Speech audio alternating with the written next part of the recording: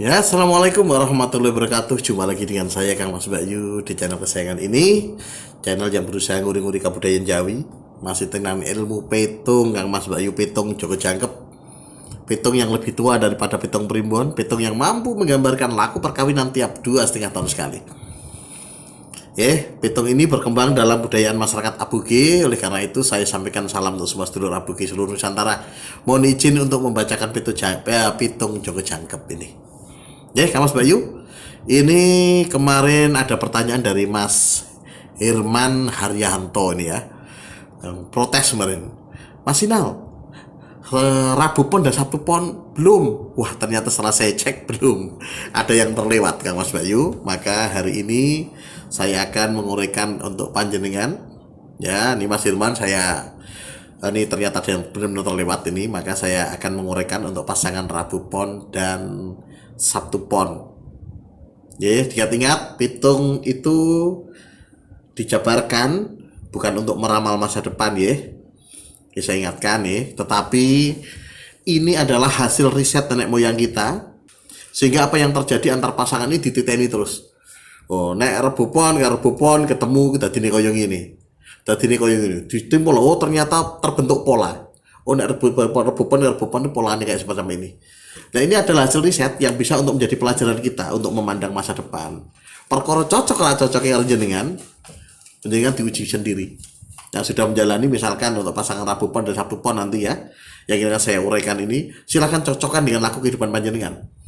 Karena hasil risetnya demikian, polanya. Pola yang ditemukan di dalam petung Joko Jangkep itu demikian. Ya, dan tentu saja opo persis 100% pasti? Tentu saja tidak. Kenapa? Karena faktor rezeki anak, faktor doa orang tua, faktor ini yang paling utama, takdir Tuhan. Bisa berubah, tetapi secara garis besar ya begitu, bahwa pola pasangan ini menurut ilmu nenek moyang itu ya begitu polanya. Tetapi pola ini bisa mengalami pembiasan dan sebagainya. Maka memandang primbon atau memandang petung dan sejenisnya ini ya, petung apapun itu tidak bisa mutlak 100%. Ini hanya hasil dari pengetahuan masa lalu, sehingga kita bisa belajar dari itu. Waktu, situasi, tantangan yang berbeda kadang-kadang ikut memberi faktor perubahan-perubahannya atau pergeseran, tetapi garis besarnya adalah demikian. Itu dasarnya saya Kang Mas Bayu. Kalau bingung, maka ini saya jabarkan untuk Rabu Pon dan Sabtu Pon. Ya, bagaimana ketika Rabu Pon bertemu dengan Sabtu Pon? Untuk jangka yang pertama itu usia perkawinan 0 sampai 2,5 tahun. Pasangan ini mendapatkan angka petung jipat jinem luwus selsong. Ya, polanya yang dititeni nenek moyang kita oleh leluhur kita ya, titennya adalah bahwa nanti pada awal ini tiba kosong. Awal perkawinan Kang Mas Bayu yang memiliki pasangan Rabu Pon dan Sabtu Pon ini akan diuji dengan rezeki seret. Ya, awal nikah 0 sampai 2,5 tahun awal nikah. Ini biasa kesulitan keuangan. Nah, kesulitan keuangan.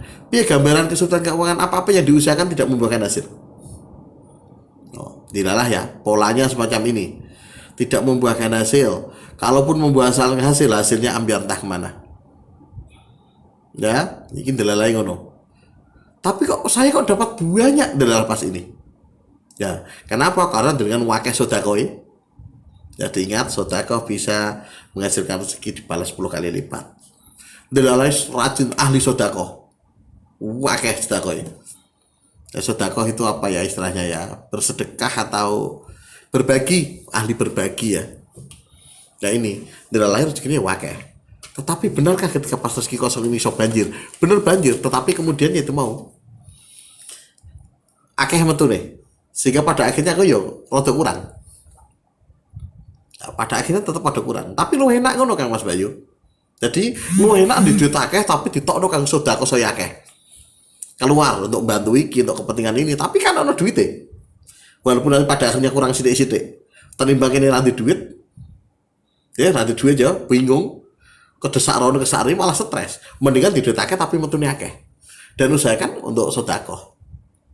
Kenapa sedekah? Karena sedekah itu selain untuk menaikkan rezeki, bisa juga untuk menghindarkan bala, musibah. Ini yang membuat dulu Kang Mas Bayu, orang-orang Jawa dulu kan sering kendurinan ya, selamatan. Jadi dulu musibah itu jarang sekali. Karena apa? Coba ingat aja, zaman panjenengan yang mungkin sudah dewasa atau yang sudah sepuh ya. Ketika dulu zaman kecil panjenengan, wah wong kondangan itu nyaris setiap hari ono. Seminggu sepisan lah minimal. Ono kondangan banjaan ini, banjaan weton, banjaan apa, banyak sekali. Sering sekali. Nah itu menghindarkan pala. Karena tidak akan jatuh musibah atau bala itu bersamaan dengan sedekah. Itu tuntunan agama nih. Ini golek sumber golek sendiri. Ben karo sinau agama sisan ya. Bahwa tidak akan datang secara bersamaan sedekah dan musibah itu. Maka jadi menggunakan banyak sedekah itu mengeluarkan uang untuk apa namanya pengorbanan ya. Kalau di agama Nasrani mungkin saudara yang Nasrani itu pengorbanan. Berkorban, mengeluarkan harta, mengeluarkan apa, pengorbanan itu akan berbuah manis ya, sama di dalam ajaran muslim, dalam Abugi terutama ya, dari Islam Abugi itu begitu juga konsepnya. Kita banyak berkorban. Sedekah terbaik adalah bentuknya makanan. Ya, bentuknya makanan. Nah itu konsepnya demikian. Maka terimbang rezeki seret jenengan kangelan duit. Ya kangelan duit mesti lah ini ya. Kemungkinan besarnya akan demikian, akan seret duitnya kurang jalan-jalan karena butuhannya lebih gede timbang ini. Tapi lebih baik jenengan ngakei sedekah ben apa? Ben gini apa jenis rezekinya tambah lancar. Walaupun lancar tetap pentek karena ini mau kandangnya bolong lagi. Tapi seorang itu kan bisa ditimbun. Siapa tahu nanti di berikut-berikutnya sedekahnya baru dibalas sekian tahun berikutnya. Nah, kata ini gambarannya awal. Jadi memang agak susah soal keuangan di sini. Kalaupun jenengan lancar, kok ambrol duitnya. Nah, kata ya, siap-siap. Sing penting rezeki minimal dari setiap makhluk dijamin oleh Gusti Allah. Ojo khawatir Kang Mas Bayu, sak susah-susahe karena ini bagian dari ujian ritme hidup. Sak susah-susahe jenengan tetap dijamin rezeki paling minimal. Rezeki itu hidup. Orang-orang nganti nek antar rezeki itu jenengan bampet berarti hanya wayah ninggal. Ya, selama jenengan masih hidup dan berarti Gusti Allah yang menarik rezeki paling minimal. Ya. Ini tinggal ujian kita menghadapi ujian bagaimana cara menyikapi. Ya, yang diuji kan bukan karena banyak duitnya duit mah ya, tapi bagaimana cara kita menyikapi. Di duit akeh pun ya apik, di duit akeh ya iso dadi musibah. Orang duwe ya apik, orang duwe ya iso dadi musibah. Tergantung cara menyikapi. Ya, cara kita menyikapi dan cara kita kemudian bertindak. Jadi wong duwe karo wong ora duwe padha wae. Ana sing wong ora duwe malah kena stroke. Lah ngopo? Lah saben dina ngremengi tanggane wae. Mangane mung tempe. Tapi dia batak tanggane kuatek kuwi gitu terus bataknya malah stroke gini. Padahal makannya tempe. Tapi saya makan daging ya biasa-biasa wae karena apa sehat. Apa main energi ini ditumno seneng terus uripe. Sedekah rono tambah akeh duite. Nah, ini gambarannya yang pertama. Jongko sing keloro. Jongko sing keloro untuk usia perkawinan 2,5 nganti 5 tahun tiba angka pitunge jimo jitu lu sero. Nah, tiba apa? Tiba waleh-walehan. Jadi yang menonjol pada masa ini adalah waleh-walehan. Rezeki bagaimana? Rezeki baik-baik saja. Normal, tidak terbaca rezekinya. Pokoknya baik-baik saja soal rezeki ya ini ya. Tetapi yang terbaca oleh nenek moyang adalah yang menonjol pada masa ini adalah hawani pengen waleh-walehan. Pengen waleh-walehan, saling menyalahkan. Ada suatu hal yang nanti akan menyebabkan pasangan ini saling oleh-olehan ini ditenani gitu. Apa sih menyebabkan? Ya ora ngerti. Mboten ngertos. Baca itu mboten ngertos, tapi ini akan terjadi, ya. Oleh-olehan ini ngoten. Piye oleh-olehan iku? Nah, kan biyen tak kandhani ora kena. Ya salahmu dhewe. Lah ngopo saiki dadak sambat wong biyen mbok ane kaya itu melehke. Iku nek ditanggapi terus dadar ya iso bahaya. Iso dadi masalah kan Mas Bayu. Karena apa? Iki mau wong wis kadung gelo diwelehke sisan. Ya maka hati-hati nih, jaga ucapan, jaga lisan. Karena masa ini akan ada masa seperti itu. Ya, 2,5 sampai 5 tahun. Saiki jongko sing ketelu. Jongko sing ketelu itu usia perkawinan 5 nganti 7,5 tahun tiba angka pitunge jinem jilu lu serpat. Tiba pitung papat Kang Mas Bayu. Nah, ini harus terus terang pada panjenengan nggih. Yang pasangan Rabu Pon dan Sabtu Pon atau Sabtu Pon dan Rabu Pon tipe pitung papat itu ini pitung yang paling berat dalam pitung Jawi yang disebut dengan sebagai pitung musibah. Jadi polanya demikian. Pada usia perkawinan 5 nganti 7,5 tahun tiba-tiba datang musibah. Musibah apa? Nah ini dalam pitung primbon ini yang disebut sebagai pitung tipe pati Kang Mas Bayu. Tetapi sekali lagi pitung Joko Cakep tidak mengenal tipe pati. Mengenalnya adalah musibah. Kenapa? Karena urusan urip mati urusan Allah Subhanahu wa taala. Sopo sing wani jamin urip mati ini seseorang? Tidak ada. Ahli primbon pun akan ngomong walaupun tipe pati iso disarati iso lah, ini kan tidak jaminan juga. Bisa. Suka-suka Gusti Allah ya. Hidup matinya seseorang tidak ada yang bisa menebak, itu urusan Gusti Allah. Loh, tapi lahir kayak bisa direncanakan. Kayak Mas Bayu, yang dimaksud hidup itu adalah nyawa ditiupkan, bukan kelahiran. Jadi kan dilahir pas tanggal 17 ya iso. Pasarannya apa iso sakit ditokno pas kuwi. Tetapi nafas atau nafas, nyawa itu ditiupkan pada janin itu hidupnya. Maka ketika sudah ada nyawa ditiupkan, kok keguguran bayi itu harus beri nama dan harus dibancai sebagai anak, dihitung sebagai anak. Ya hitungannya ngoten yang dimaksud hidup mati itu orang kemudian lahir cengar lagi dihitung hidup, boten sudah dijanin itu sudah hidup. Nah, ketika ayatnya kan begitu. Ketika aku tiupkan sebagian ruhku. Nah, setelah ditiupkan itu rohnya Gusti Allah itu sebagian ruhnya itu ciptaanku di dalam Al-Quran ditafsirkan ahli tafsirnya begitu, sebagian ruh ciptaanku, tapi tafsirnya sebagian ruhku. Tetapi sekarang diberi tafsirnya adalah ruh ciptaanku. Maka saat itu, ya itulah saatnya janjane manusia urip ya. Kalau dicek ya, biar kalau sinau lagi umum neh. Baik ini tipe musibah Kang Mas Bayu ini pastikan disyarati. Saya berpesan ya, cara nyaratinya bisa dilihat video lain di channel ini. Apakah bisa diloncati dengan syarat itu betul sakit?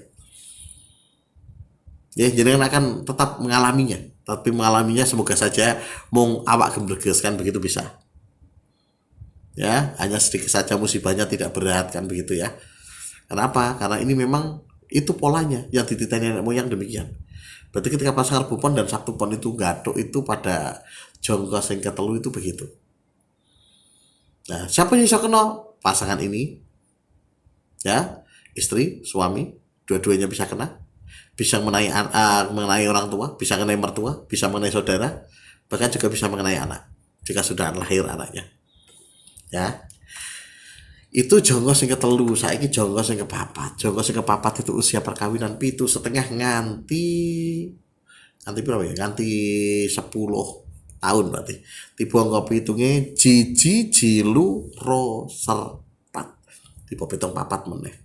Masya Allah 2 kali pitung papat.